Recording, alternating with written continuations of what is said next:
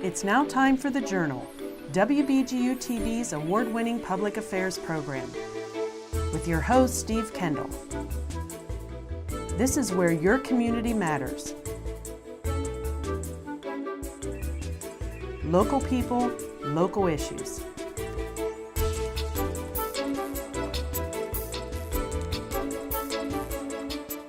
Hello and welcome to The Journal. I'm Steve Kendall. The 2018 general election is now less than 4 weeks away.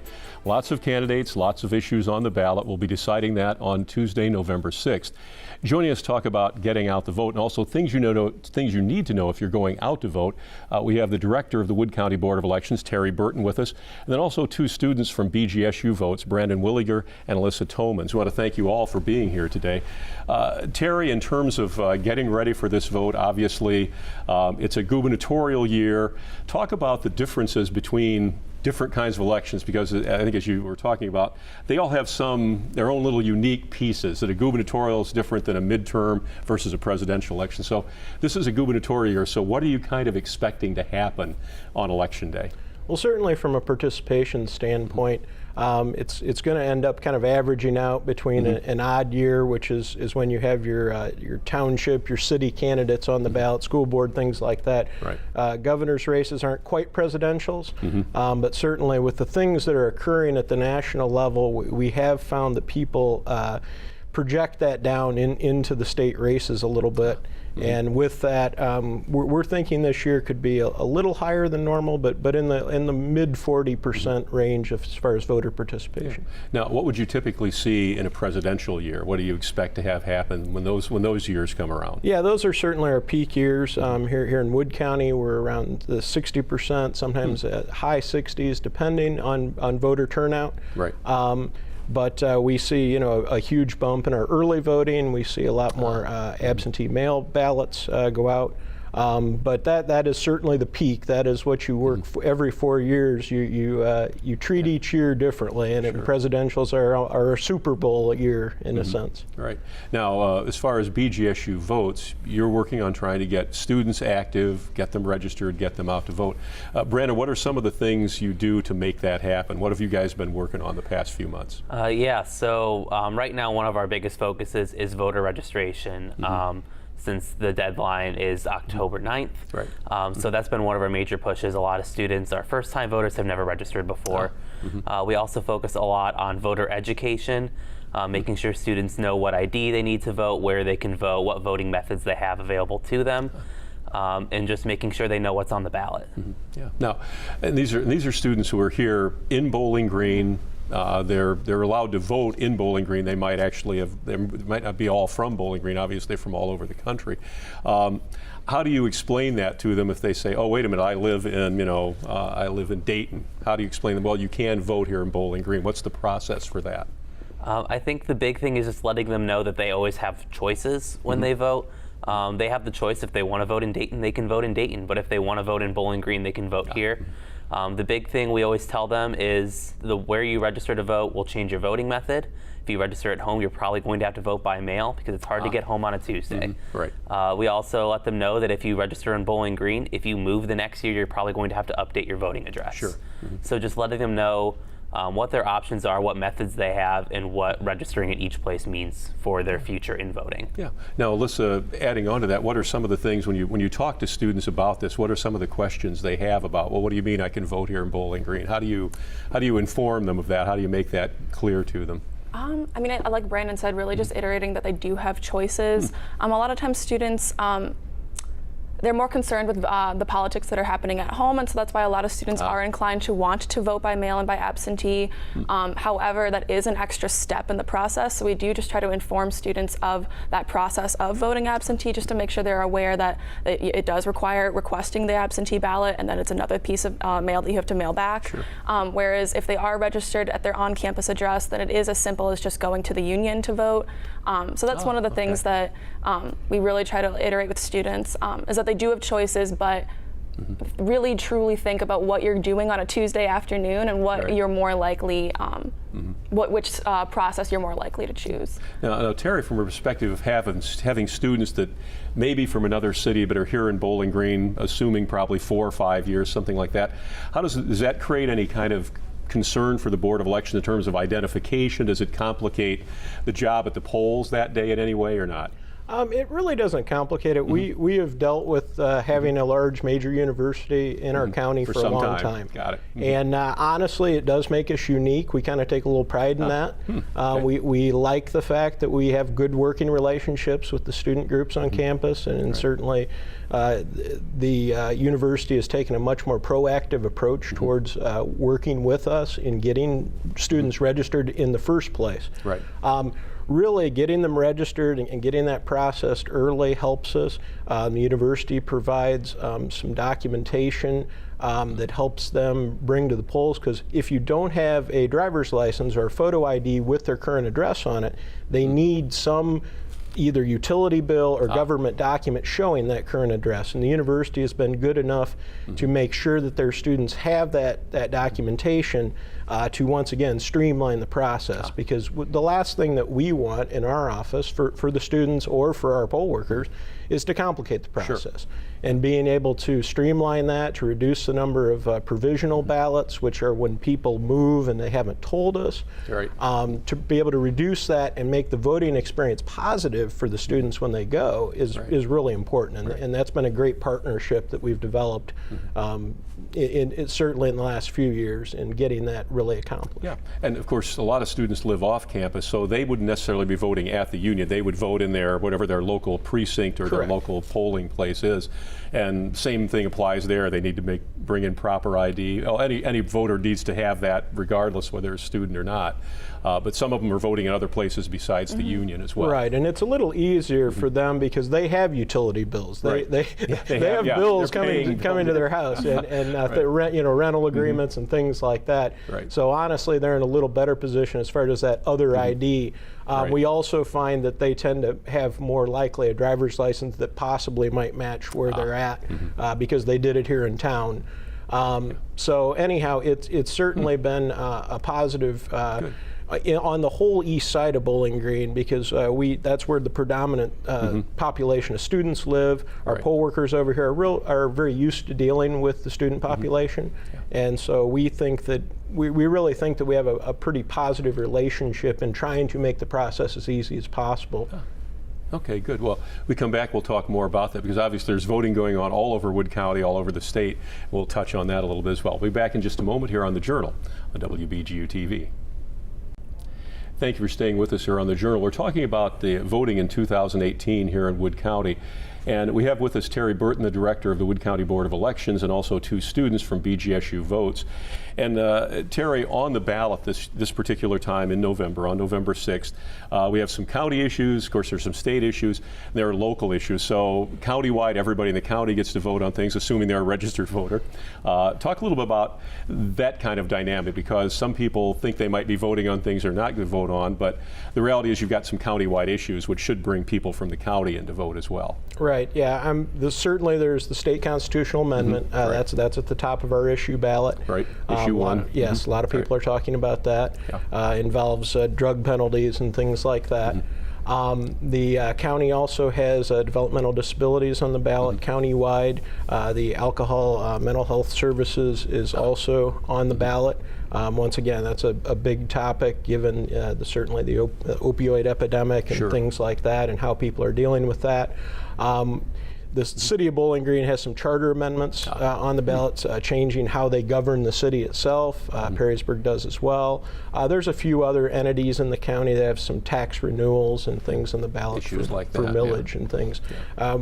Right now, we're not seeing any of those necessarily driving people to the polls, but certainly we want them to work their way all the way down the ballot and try to participate in all the things that they can.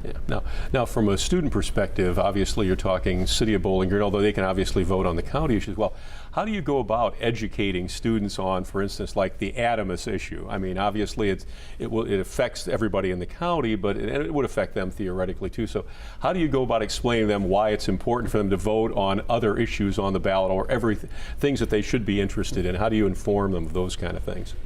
I think the big thing that we try to do is let them know that Bowling Green is their home for the next few years, and what they vote on is going to affect them. They live here most of the year.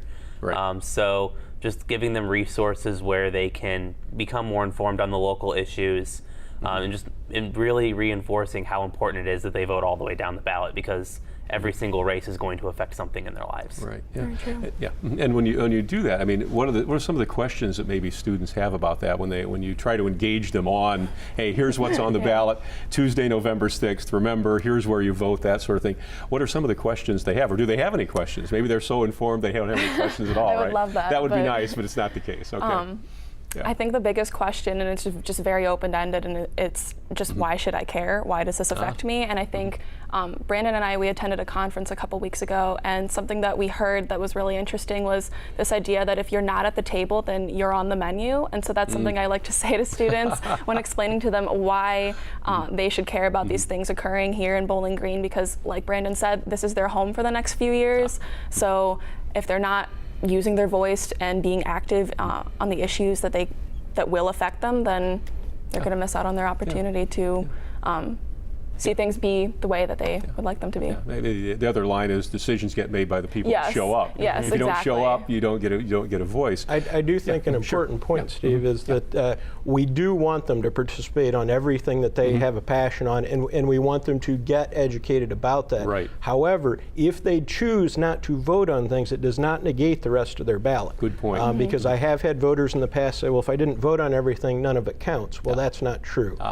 So, we want them to participate in as much as they feel comfortable with, and as much as they can, hopefully make an educated decision about.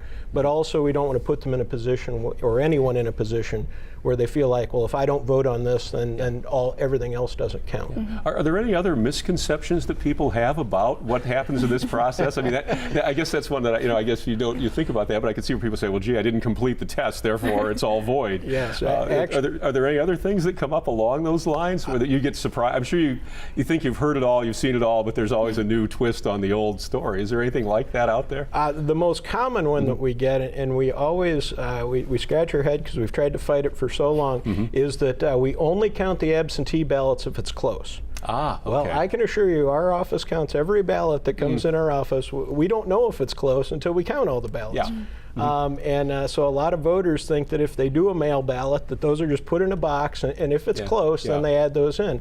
And that's just not true. So that's probably the biggest myth out there that we hear on a very regular basis. Yeah, and part of that probably is because the media, when we talk about, well, there are a lot of absentee ballots, and the implication is those haven't been counted, but only will be if. Correct. And so what is the process when the day of the election, people come out and vote, you've got provisional ballots, you've got absentee ballots.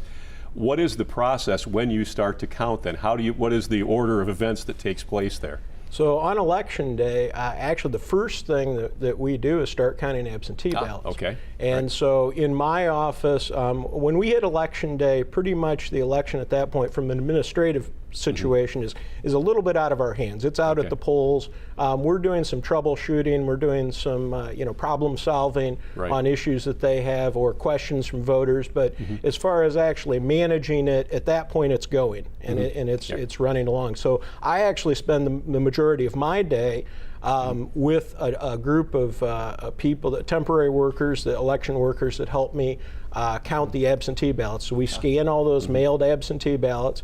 We take those ballots as well as the people that come into our office and vote on our touchscreen units. Okay. And then we merge those two totals together. And so on election night, the first total we release is actually all the absentees in the county.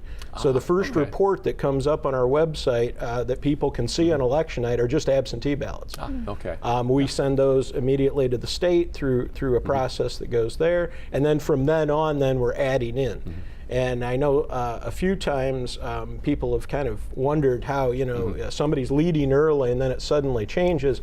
Well, once again, it's the difference between those absentee ballots and starting to get geographical areas. Now, what is the deadline for someone to have their absentee ballot back in? Well, Because I know you're going to mail them out here very soon. Correct, yes. On Wednesday, we're going to start mailing them out. So they have, for it to be counted on election day, it has to be in our office by 7:30 that night. Okay. If somebody mails it by the Monday before election day, they have up to 10 days after election for it to arrive at our office. So as long as they're getting it in the post office and getting it postmarked by that Monday before, even if it's not here. Physically here in your office on Yes. election day, it still would be counted. Right, which then goes into the official count. Right. And which kind of goes into another myth that some people say, election night is not the end of an election. Sure, that's the unofficial result. Correct. Yeah, which people tend to forget, and then something changes. Well, wait a minute, because I've had issues too where people have come back and said, hey, that passed. Like, well, unofficially it did, but maybe when the final count came in, it didn't. Oh, no, it passed. So how do you probably have to deal with questions like that. So talk about that unofficial versus the official count then. Right. So on election night, we have counted all the absentee ballots we have at our office. We have all the votes from the polls in, and that's the final total for that night. Right. Then after election day, we have provisional ballots. And once again, these are people that have moved within the state that are registered somewhere else that now live here. And we have to verify that process. So we're going through and verifying that they're actually registered. Right. And then we take those ballots. We take military and overseas ballots, which also have 10 days after the election to come in, right, as well as any of those absentees that come in. And then those all go into, we essentially recount everything, adding those ballots in to get the official count 21 days after the election. Right. And that's when then there's a certification process. Okay, this is the official result. Correct. Here's what happened. Correct. Got it. When we come back, we'll talk a little bit more about the process and some of the other some of the misconceptions and myths about voting. We'll be back in just a moment here on The Journal on WBGU-TV. You're here with us on The Journal on WBGU-TV, and we're talking about the upcoming November election here in the 6th on 2018. Students from BGSU Votes, you guys obviously do a lot of work with your organization, but you have a lot of partners as well. So talk about the partnerships you have that help get people out, that help get students out, get involved, get informed, and hopefully go out and vote. Yeah, so one of our major partnerships is with the Andrew Goodman Foundation. So myself and Harrison Carter, we are the Vote Everywhere ambassadors here at BG, and we are sponsored by the Andrew Goodman Foundation. They provide us funding and programming materials and whatnot for us to engage with students on our campus, and they provide us a lot of different resources and forms of support to make sure that we are prepared to go out each election season, as well as during the primaries to get students activated and get them to the polls. And so one of the really interesting tools that we are piloting this year from the Andrew Goodman Foundation is this new texting platform that we've been trying to engage students with, just to send out like voter engagement updates and reminders and a little bit of information about how to get registered, where to find and connect with BGSU Votes on campus and that kind of thing. And that's something that the Andrew Goodman Foundation has provided with us to use. It's a tool that they've given us to use on our campus, and it's been really wonderful working with them. And they do this all over the country then, I assume? All over the country. I believe there are over 50 different schools across the country in about 20 different states. So there are 4 schools in Ohio, Bowling Green being one of them. So it's a really wonderful way to network with other different like student leaders from other different campuses and find out ways that they are activating their campus community and that kind of thing. Yeah. Now, when you talk to students about going out to vote, obviously, if they've been registered before, they're used to voting certain machines. That kind of, they ever have questions about what kind of machines, or is there a question about how I actually physically cast my ballot, anything like that, or does that only happen the day they walk in and go, oh my gosh, this isn't the same machine I saw in Chillicothe or whatever? Yeah. Yeah, I definitely think there's some intimidation with like voting machines in particular. A lot of students. Even with students, come on. Yeah. They're supposed to know this like that. I mean, that's technology. Well, a lot of students are also first-time voters. Oh, okay. And so this point. is the first time they're ever using a voting machine, or maybe it's different from the one they used in their hometown before coming to Bowling Green. So just, you walk in there, and I remember my first time voting, I was a little intimidated. I didn't really know where to put the card, and so just kind of figuring out the machine is definitely a bit of a process for students. So we let them know that yes, we have voting machines, that you can ask for help, or you can even request a paper ballot if you need it. So we just let them know once again what their choices are to make them as comfortable with the voting process as possible. Yeah. And that raises a good point. So what are the options if I walk in, I'm already registered, let's say I'm registered and I've got my proper ID and everything. what are my options that day? Do I have to use the machine, or can I ask for a paper ballot? I mean, because some people still believe a paper ballot is more ironclad than that strange looking computer there, even though we've been using them for years. So what are the options when I walk in, Terry? Yeah, you have it exactly right. When you come in, typically the poll workers offer you the card first for the machine use, but you always have the right to say, I'd rather vote a paper ballot. They do have a supply of paper ballots at every precinct for every ballot style, depending on what issues you have in your ballot and things like that. And they can go through the process of giving that to you. They have little privacy sleeves they can even have you put it in. We have our ballot boxes. We've tried to be economically efficient. We have cardboard boxes that are at each polls that are ballot boxes that sit where the poll workers sit, so they can keep their eye on them. But the paper ballots go in there along with all the provisional ballots. Provisional ballots are kept in separate envelopes, so we can determine if it's just a regular paper vote or it's something we have to check. Right. So all those paper ballots, when they arrive back at our office, that ballot box comes to our office on election night. And if there are paper ballots in there, those get counted on election night because they're valid, just election day votes, just like anyone else. Yeah. Now, how many people, as this all starts to unroll, as the evening begins, how many people are at the Board of Elections involved in that counting or tabulating process? How many folks do you have on hand that night? Well, in addition to our 8 full-time staff that are there, we actually have some high school students that do some community activity work. Yes, exactly, which is great. They help us with the heavy lifting. I will admit. The City of Bowling Green blocks off the street outside the courthouse. The Wood County Sheriff's Office provides us security and traffic control. And so poll workers come through. I would say in total we probably have maybe 30 people there on election night that are managing it, from our security people to the workers. The people are checking them in at the cars. So yeah, it's an interesting process. Probably that's the one time that our office might be exciting. Oh, okay. and really, you hope it doesn't get too exciting that night, right? Well, and talk about the chain of control from the point that the polls close, those ballot boxes. What's the chain of command there? How does that process through so that it arrives at your office, so that everybody knows that, hey, it's been carefully handled all the way through? Talk a little bit about that. So what happens at the end of the precinct day is the poll workers take the memory cards out of each machine. There's a little card on the machines. They pop those out. We have an orange bag that those go in, and then those get sealed in front of all 4 poll workers with a seal. The ballot box also has seals that keep it closed. That everybody watches. Everybody watches, and everybody signs off that they saw everything, and that this is what that it was when it left. Then a Republican and a Democratic poll worker are both required to get in a car with those supplies, and they drive them down to our office. Once they get to our office, we have a check-in station right out by the car where before they get out of the car and before we grab any supplies, we check in which precincts are there, what they're bringing in, and then as we get it out of the car, we check off what what they have, and we double check to make sure they have the right number of memory cards and they have a ballot box. Everything matches up. And yes. We know how many we sent, so we know exactly how many we should get back. And so it's checked in there. It then comes into our office to an opening area where they open ballot boxes and they open those orange bags. They're recounted again at that point, where 2 staff members double count. They check off that we have all the memory cards and we have a ballot box.